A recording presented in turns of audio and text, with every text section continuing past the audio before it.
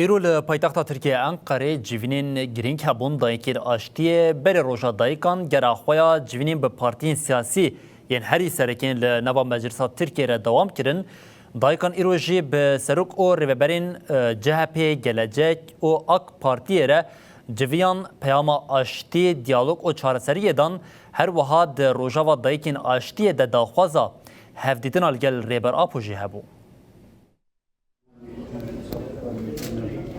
دایکی ناشتی لپایتخت ترکیه انقره در روژاوا سیاسی دنا. Gelek spasem xatir papaz tekrar teşekkür ederim. دتکلین کو بریا روژا دایکان دست پیکرن ده دایکن آشتی به پارتین سیاسی جدار جویان. دایکان هیوین خویند درباره آشتی دیالوگات جواکی و پیواجویا چارسری ده پار بکرن.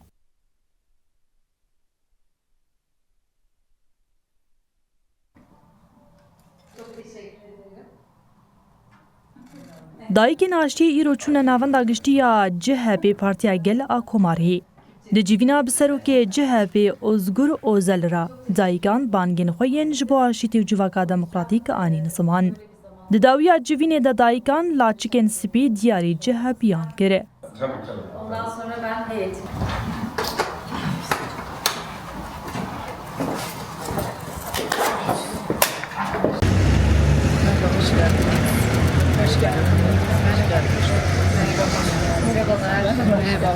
Merhabalar. Teşekkürler.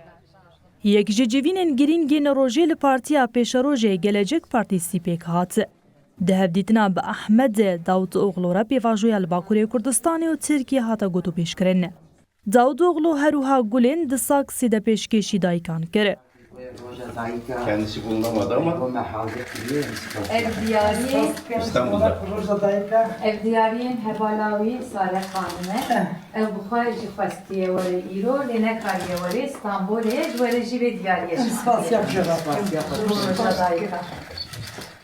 راوستگاه دن آدایکن آشتی آکپی بو. هفدیدنا بشانده بسروکاتی سروک کوما آکپی عبدالله گلر را بندوارین درباره پیواجوی ده هات نقاش کرن.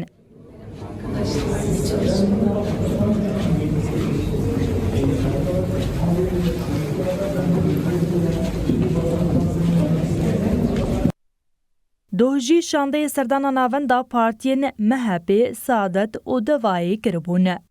دشانده دایکان ده بردفکا پارتیا دم عایشه گلدوگان و پارلمنتر عدالت کایاجی آمده بونه. جالی دن و یک جمجارن گرینگن دروژه و دایکان ده داخوازوان آهدیتن آبریبر آپوریا. ها دیار کرن کشانده ده سرلیدانه کی فرمیج وزارت دادی ربکه و لبر وزارت جیوینه کی چاپامانیه لدار بخوا.